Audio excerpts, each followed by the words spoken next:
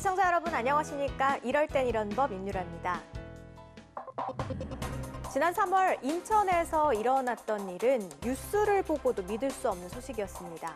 겨우 8살밖에 되지 않은 초등학생 여자아이를 유인해 끔찍하게 살해한 뒤 시신을 훼손한 사건. 그런데 더 놀라운 것은 범인들이 바로 만 16세 그리고 만 18세 청소년들이었다는 건데요. 현행 소년법은 만 18세 미만인 경우에는 최대 형량을 제한하는 특례 규정이 있어서 아무리 극악한 죄에도 형량을 자유롭게 할 수 없다고 합니다. 날로 흉악해지는 소년 범죄를 놓고 소년법을 개정하거나 혹은 폐지해야 한다라는 목소리가 커지고 있는데요. 과연 소년법에는 어떤 내용이 담겨 있는 걸까요? 네, 이번 시간에는 소년법과 관련된 다양한 상황의 법률에 대해서 알아보겠습니다.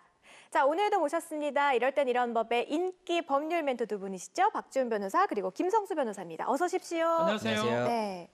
자, 오늘은 저희가 이제 소년법에 관한 이야기를 나눠볼 텐데요. 두 분의 좀 학창 시절로 타임머신을 타고 좀 가볼게요. 어떤 학생이셨어요? 저는 평범하게 초등학교 다닐 때 네. 평범한 그냥 공부하고 네. 장난은 조금 치긴 했는데 많이 쳤었어요. 범죄는 저지르지 않는 그 정도 학생이 장난기가 다분했던 조금 학생이셨군요. 있었던 네. 학생 같습니다. 김 변호사님은 왠지 되게 모범생이었을 것 같지 않아요? 되게 조용히 있었을 것 같긴 네. 한데요. 어때요? 조용하지는 않았고 좀 뚱뚱했습니다. 반에서 두 번째로 뚱뚱했어서. 어머. 예, 그래서 조용하지 않고 말 많고 뚱뚱하고 이렇게 전형적으로 친구들이 싫어하는. 지금 생각해보면 왜 그랬나 싶은 좀 그런 학창 시절을 보냈습니다. 통하다는 게 별로 지금은 별로 그렇게 느끼지 않아요. 굉장히 열심히 살 뺐습니다. 아, 그러시구나. 예. 자, 저희가 이제 본격적인 이야기를 좀 나눠볼 텐데요.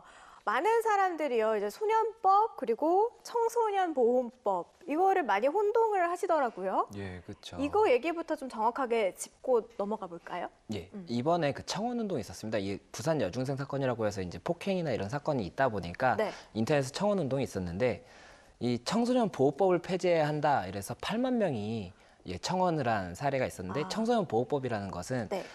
미성년자들이 술, 담배라든지 19금 매체라든지 이런 것들을 못하도록 방지를 하는 청소년의 자유를 제한하는 법이거든요. 네. 근데 이게 소년법으로 착오를 해서 8만 명이나 여기 청원을 한 거죠.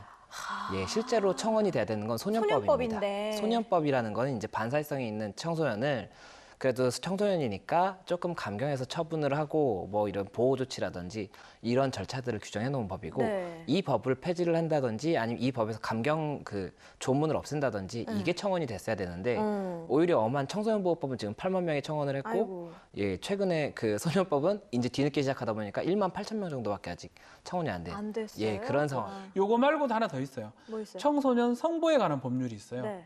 청소년의 어떤 성범죄 관련 네. 피해자 됐을 때 그럴 때 처벌을 또 가중하는 법이거든요. 그래서 청소년 성보에 관한 법률, 또 아동 청소년 성보에 관한 법률도 있고 청소년 보호법도 있고 또 소년법도 있고 이게 다 법 규정들이 좀 다르다는 걸 좀 알았으면 다 다르군요. 네. 저도 사실 법률 프로그램을 진행하는 네. 사람이지만 소년법과 청소년 보호법 헷갈렸거든요. 예. 그러니까 많은 분들이 저희 프로그램을 좀 많이 보셔야겠어요. 그렇죠. 보고 조금 이렇게 법명 자체는 정확하게 좀 알아야 되지 않을까. 네, 또 이 법은 어떤 식으로 쓰고 있고 이 법은 또 어떤 식으로 쓰고 있고 이런 것들을 좀 알면 좋을 것 같습니다. 그렇습니다. 자, 앞서서 제가 오프닝에서 좀 말씀을 드렸는데요. 정말 모든 사람을 경악해 했던 사건입니다. 인천 초등생 사건. 이거 좀 짧게 정리부터 네. 할게요. 아주 유명했던 사건인데 결국 지금은 1심 판결 선고가 됐고요. 네.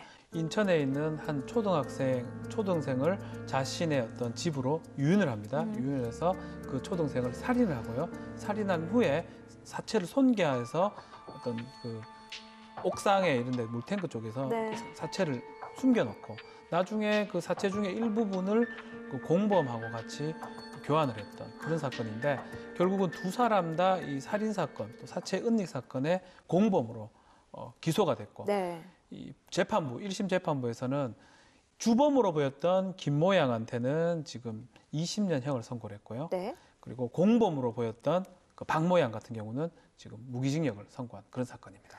그러니까 주범이 20년, 공범은 무기징역. 이 이유가 소년법 때문이라는 그렇죠. 거잖아요. 그래서 지금 소년법 얘기를 하는 건데요. 주범 공범이라고 쉽게 표현한 거지만 법적으로는 둘 다 공범입니다. 네. 둘 다 같이 협력을 해서 범행을 저지른 건데 실제로 살인을 행사한 사람이 우리가 쉽게 말해서 주범이라 할 수 있잖아요. 김모 양이 실제로 살인을 했던 사람이고요. 네. 이 김모 양은 범행을 저지를 당시에 18세 미만자입니다. 그리고 살인을 하기에 도움을 줬고 나중에 뭐 손을 갖고 싶다고 했던 그 박모 양 같은 경우는 18세가 넘어가는 19세 정도 나이입니다. 네. 그러니까 소년법에 특칙 규정이 있는데 일반적 특칙 규정 중에 그 대부분은 그런 거예요. 뭐 가석방은 언제 하고 소년에 대해서는 유기형을 정할 때 장기 단기 정해서 하고 일정형 이상은 못하게 하고 이런 것들을 소년법에 규정이 돼 있는데 네. 유일하게 18세 미만 특칙은 뭐냐면 범행을 저지를 당시에 18세 미만자한테는 사형 무기를 할 수 없다라는 거예요. 사형 무기를 할 수 없는데 그 최상한이 15년 정도 할 수 있다고 돼 있는데 최고 형량이요? 예. 근데 강력범죄처벌법이라는 법이 있어요. 네. 그 법에 따르면 이런 미성년자 약취유인죄 같은 경우는 20년까지 할 수 있도록 돼 있어요. 그래서 법이 허용하는 최고의 한도를 적용해서 그 주범으로 보이는 김모 양한테는 20년을 선고했고요. 네. 도와줬던 아니면 협력했던 박모 양한테는 무기징역을 지금 선고했습니다. 그렇군요. 결과가 이렇게 다른데요. 재판 과정도 좀 다를까요? 소년법이 적용이 예, 되면? 다르죠. 이제 소년법이라는 거가 있는 이유가 뭐냐면 이게 우리가 형사 미성년자로 규정을 합니다. 19세가 아닙니다. 14세를 기준으로 해요. 그러니까 형법에 만약에 성인이라 해서 형법에서 의미가 있는 나이는 14세거든요. 네. 중학교 2, 3학년 정도인데 14세 미만자는 형사 미성년자입니다. 범행을 저질러도 무죄가 되는 경우예요. 근데 14세 이상이 될 때부터 이제 형법 적용을 받고요. 그렇다면 14세에서 밑으로 아이들이 범죄를 저지를 수도 있잖아요. 네. 그 아이들은 소년법 적용을 받아요. 특히 14세에서 10세 사이의 아이들. 그 아이들은 이제 만약 범행을 저지르게 되면 촉법 소년이라고 표현을 하는데 촉법 소년. 예. 그러니까 10세가 넘어가고 14세 안인데 형벌 법규를 저촉했다 해가지고 그러면 촉법 소년이 되고 이거는 소년법상의 처분을 받습니다. 그런데 10세 미만자들은 아예 형사 절대 무능력자예요. 처벌이 안 예, 되는. 그래서 최근에 있었던 용인 캔맘 사건이에요. 네. 9세 정도의 아이들이 벽돌을 위해서 던졌는데 그 사망케 한 사건인데 네. 9세 정도예요. 그 경우는 소년법 적용도 못하고요. 형법 적용은 14세부터니까 못하고 결국은 처벌할 수 없는 그런 사례가 됩니다. 그렇군요.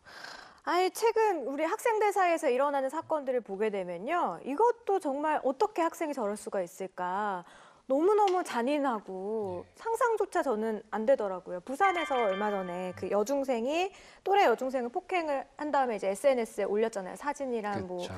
자기들끼리 나눈 대화라든가 이런 것을 올렸는데 이거는 어떤 사건인가요? 예, 저는 기사가 나오기 전에 인터넷에서 좀 기사 나오기 전에 먼저 얘기가 올라올 때부터 봤는데 예. 저도 너무 충격을 받았던 게 기사에는 이제 모자이크가 돼서 사진이 올라왔지만 네네네. 제가 본 건 이제 실제 사진을 봤거든요. 보셨어요? 예, 정말 이렇게 피투성이가 돼 있고 정말 이거는 사람을 이렇게 때리면 안 된다라는 정도의 느낌이었는데 네. 이게 사례 자체는 이런 겁니다. 여중생들끼리 선배 말을 좀 안 듣고 좀 태도가 불량하다라고 해서 네. 후배 한 명을 공장에 불러서 그 공장 단지에 뭐 철제 쇠파이프라든지 소주병이라든지 이런 게 있는데 그걸로 계속 때린 겁니다. 그래서 이렇게 피투성이 되고 그것까지도 굉장히 심한 죄인데 그거를 또 친구한테 찍어서 보내고 소년원 갈 것 같냐 네. 이런 맞아요. 식으로 네. 예, 물어보고 그 캡처 화면이 이제 인터넷으로 돌면서 이슈가 된 거였거든요. 그러니까 이 자체가 너무 상식적으로 인륜에 반하는 행동이다 보니까 네. 굉장히 많이 공분을 했고 그것 때문에 아까 말씀드린 뭐 청소년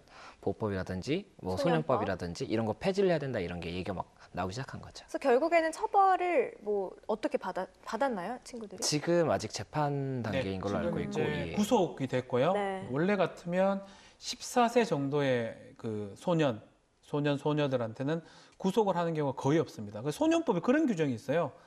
미성년자, 소년에 해당하는 경우는 최대한 구속을 할 수 없도록 불구속을 원칙으로 하고 특별한 경우가 되면 구속을 할 수 있도록 돼 있거든요. 그 규정 때문에 그러니까 소년에 대해서 아주 특별한 규정들이 많아요. 네. 뭐 예를 들어서 언론 보도할 때 그 소년임을 인식할 수 있는 어떠한 자료도 내면 안 되고 그걸 내게 되면 언론기관이 또 처벌받을 수 있도록 여러 가지 특칙 규정들인데 그 중에 하나가 구속을 제한하는 규정이 있는데 그럼에도 불구하고 사건 자체가 너무 지금 김 변호사님 말씀처럼 너무나 잔인하고 네. 너무나 흉폭하고 그거를 본인들이 SNS에 올려가지고 자랑하듯이 했던 점 또 그리고 그 폭행의 이유가 보복하기 위해서 폭행했다는 점 네. 이런 것들이 가마에 돼가지고 구속을 시켰습니다. 그렇군요.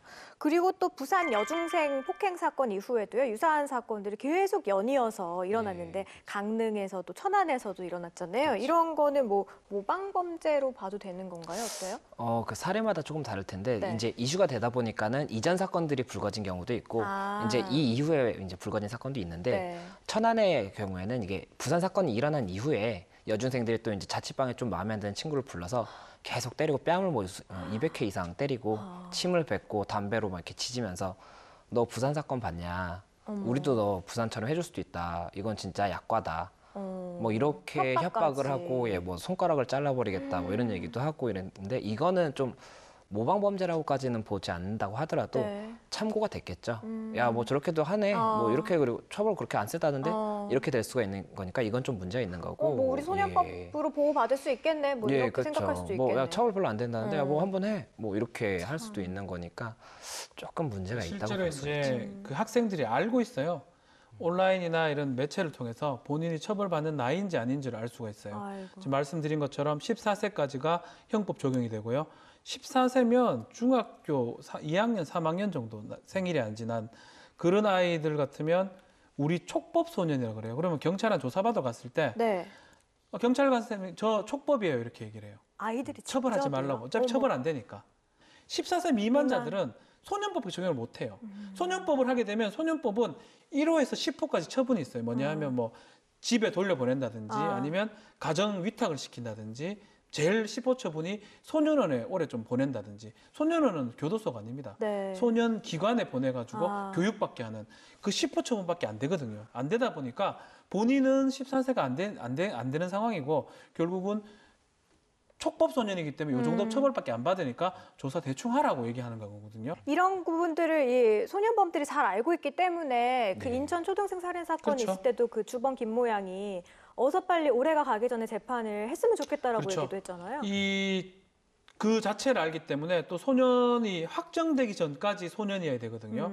그렇기 때문에 빨리 재판을 받아가지고 확정이 돼야지 유리하다. 이런 것들을 알고 있다라는 거거든요. 그래서 그것도 사실 문제라고 할 수 그러네요. 있어요. 계속해서 얘기하고 있지만 소년법이 폐지돼야 된다라는 목소리가 높아지고 있는데 폐지할 수는 없습니다. 소년법이 있긴 있어야 되고 소년을 성인하고 똑같이 처벌하는 것은 뭐 맞지 않고요. 네. 특칙을 두는 건 당연히 맞는데 현실 사회하고 과연 규범하고 맞느냐를 고민하는 것 같아요.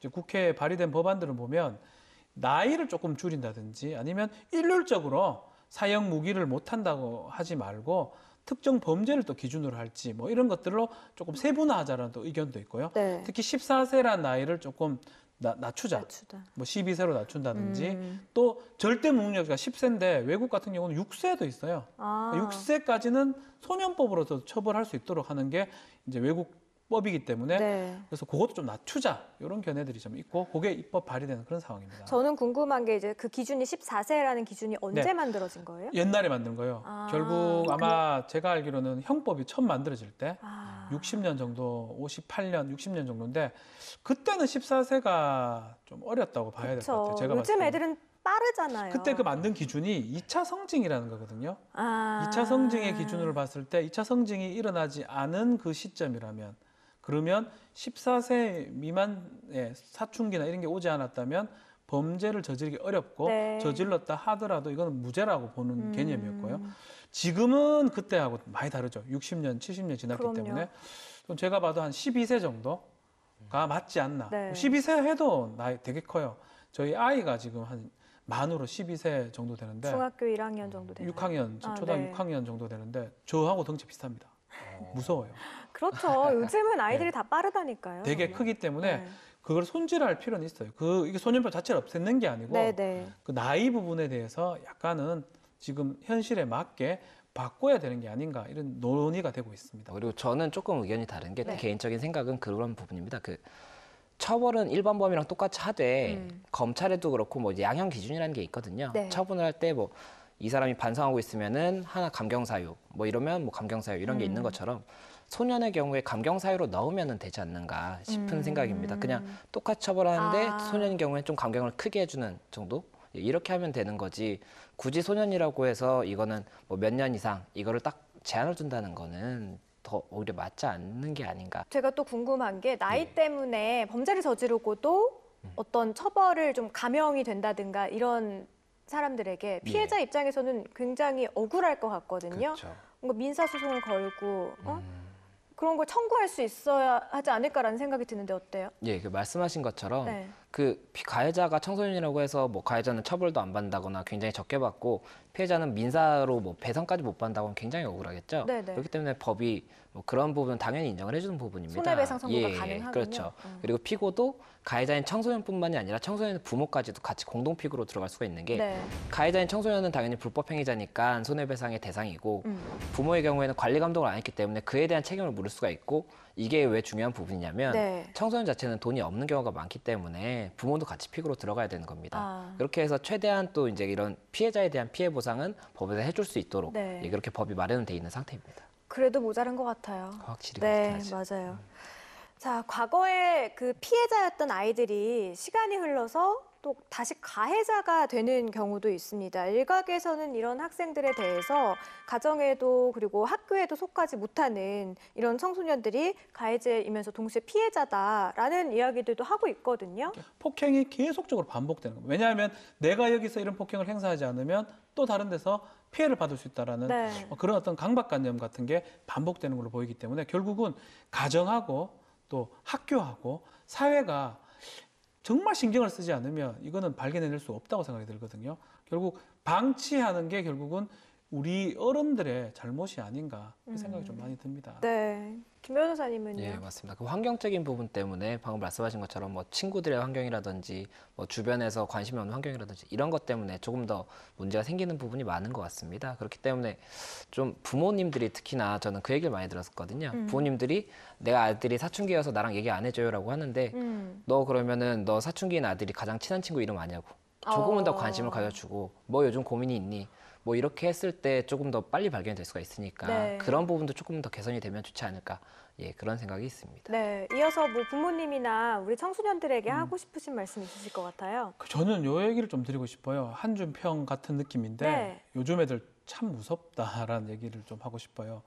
그래서 무섭기 때문에 더 신경을 써줘야 되고 또 우리 애들, 우리 청소년들도 본인들이 지금 질풍노도의 시기라고 생각해서 막 함부로 하게 되면 지금 법들도 사실은 이 아이들을 안 도와주거든요. 네. 그런 것들 좀 명심을 해가지고 성인같이 처벌받을 수 있다는 것도 좀 알아야 되지 않을까. 또 부모님들도 그렇기 때문에 더 신경을 쓰고 더 관심을 좀 가져줘야 된다 생각이 좀 많이 네, 저도 박 변호사님이 말씀하신 거에 100% 동감을 하는 게 요즘 애들 참 무섭다 이런 이야기를 하셨잖아요.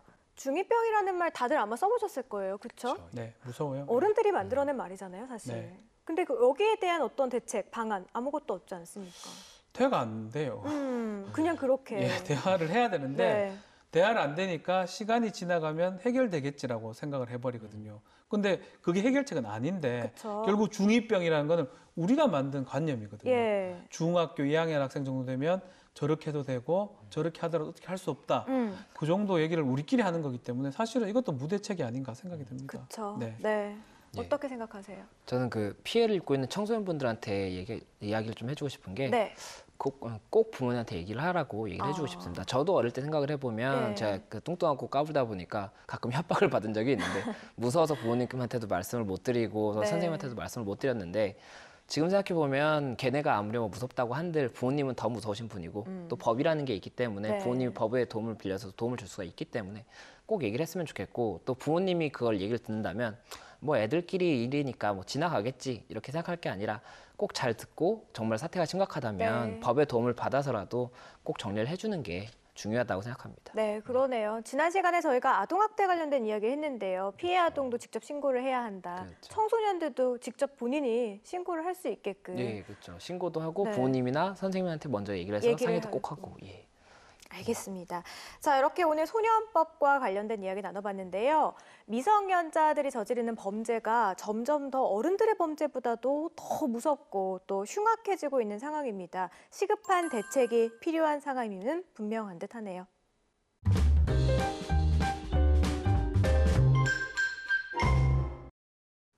인천 초등생 살인사건 이후로 청소년 범죄를 더욱더 강력하게 처벌해야 한다는 청원이 청와대 홈페이지에 잇따르고 있습니다.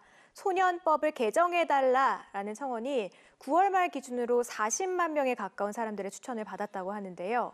앞으로 이 소년법에 어떤 변화가 있을지 지켜봐야 할 것 같습니다. 자, 오늘도 유익한 정보 전해주신 우리의 법률 멘토 박지훈 변호사 그리고 김성수 변호사였습니다. 오늘 말씀 고맙습니다. 감사합니다. 혹시 법적 도움이 필요하신 분들, 다양한 생활 법률이 궁금하신 분들은요, 아래 주소로 질문 남겨주시면 저희가 방송에서 소개해드리겠습니다. 대한민국 국민 모두가 행복해지는 그날까지 법에 대한 모든 궁금증을 풀어드릴게요. 재밌고 유익한 법과 함께라면 이럴 땐 이런 법!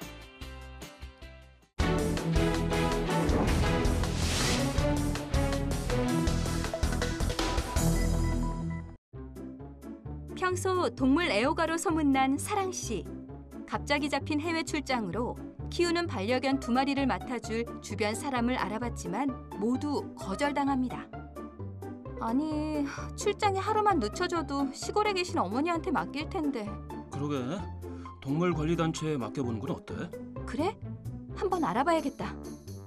물론 잘 아시겠지만 정말 이 녀석들은 동물이 아니라 저에겐 가족이에요. 잘 부탁드립니다. 네, 당연히 알죠.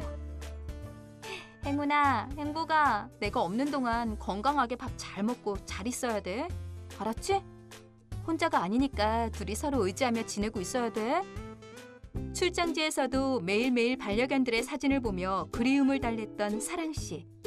드디어 2주간의 길고 긴 출장을 마치고 행운이와 행복이를 만나러 갔습니다. 그런데 사랑씨는 동물관리단체로부터 청천벽력 같은 말을 듣게 됩니다. 행복이가 저희 직원의 실수로 그만 안락사 됐습니다. 정말 죄송합니다. 네? 지금 농담하시는 거죠? 행복아, 우리 행복이 어딨어요?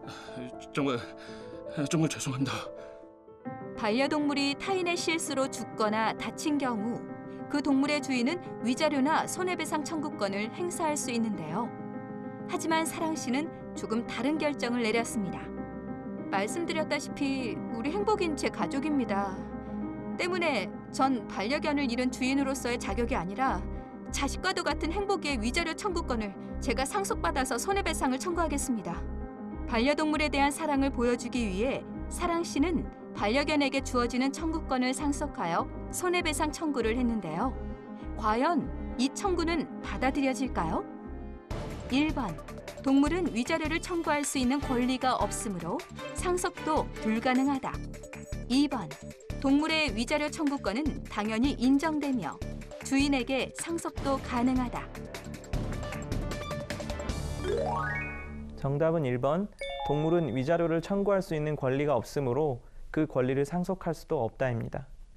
반려동물이 타인의 실수로 죽거나 다친 경우 그 동물의 주인은 위자료나 손해배상 청구권의 주체가 됩니다.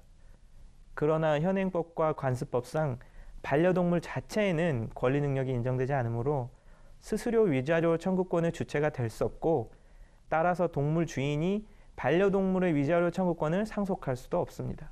대법원 역시 동물보호법의 입법 취지나 그 규정 내용 등을 고려하더라도 민법이나 그 밖의 법률에 동물에 대해 권리 능력을 인정하는 규정이 없고 이를 인정하는 관습법도 존재하지 않으므로 동물 자체가 위자료 청구권의 귀속 주체가 된다고 할 수 없다고 판단했습니다.